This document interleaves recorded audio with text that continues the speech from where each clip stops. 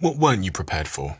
I asked the same question to Michelle when she was here about, you get that phone call from your dad and he says, come help.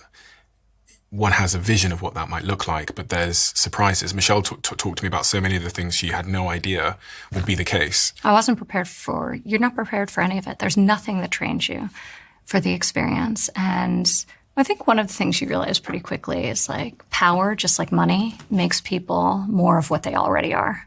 And you see that very much in playing out in politics and in life, right? I also think you realize people are just people.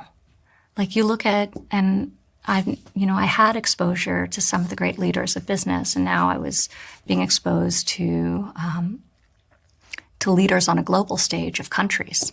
Sometimes they were monarchies, other times they were elected democracies, and then all sorts of variants of that, and you realize at the end of the day, like, people are people. Some of them, their kids don't speak to them. They got in a fight with their wife that morning. They're just people. And now some of them feel extraordinarily historic.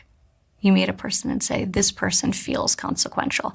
Others of them, you leave and say, I wonder how this person ever got elected to this, high office. But I think it removes the veil and the mystery. And I think it removed for me a lot of any of like intimidation I may have in like interacting with another human being.